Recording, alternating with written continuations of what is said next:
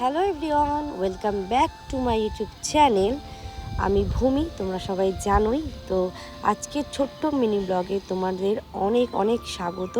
তো দেখো, আজকে কিন্তু আমার ঘরটা একদম এলোমেলো হয়ে গেছে আর আমার মনটাও একটু খারাপ। আমার মুখটা তোমরা দেখে বুঝতেই পেরেছো, আর ঘরের অবস্থা দেখে তোমরা বুঝতে পারছো না যে কেন ঘরের এরকম অবস্থা। কারণ এত গরম পড়াতে একটা এসি বসবে ঘরে। আমার এই ভয়েস ওভারটা দিচ্ছি, আমি জানি না আমার বুকটা ফেটে যাচ্ছে।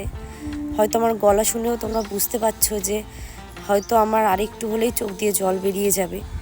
আমি এই ভিডিওটা একটাই উদ্দেশ্যেই করছি, যেই বাড়িতে যে বাবাদের কোনো ছেলে নেই, শুধু মেয়ে আছে, একমাত্র তাদের উদ্দেশ্যেই ভিডিওটা। সেই মেয়েদের উদ্দেশ্যে, সেই বাড়ির বউদের উদ্দেশ্যে, যেই বাড়ির মেয়েদের কোনো ভাই দাদা নেই, শুধু বোন আছে, নিজেই আছে বা আরও 2-3টে বোন আছে। তোমাদের বলি, আমরা 3 বোন, আমাদের কোনো ভাই দাদা নেই। আর বুঝতেই পারছো যে 3টে বোন যখন শ্বশুরবাড়ি চলে যায় তখন বাবা মার কাছে থাকার মতো কিচ্ছু থাকে না। তাই আজকে দেখো, আজকে আমি দোতলায় থাকি আমার শ্বশুর বাড়িতে। এত গরম, জানে আমার বাবা আমি গরম সহ্য করতে পারি না। আর তার সাথে আমার 2.5 বছরের একটা বাচ্চা আছে, সেও সহ্য করতে পারে না।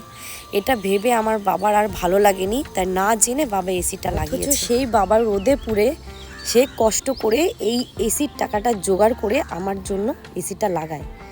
সেই মানুষটা রোদে পুড়ে কাজ করে এসিটা আমার জন্য এনেছে। তোরা বুঝতে পারছো যে একটা বাবা মা একটা সন্তানের জন্য কতটা ভাবে। তাই তোমাদের কাছে রিকোয়েস্ট করছি যে বাবা মাকে প্লিজ তোমরা ভালোবাসো। বাবা মা আছেই বলেই তোমরা ভালো আছো। যেদিন বাবা মা থাকবে না, যেদিন মনে হবে বা আর কেউ নেই পৃথিবী,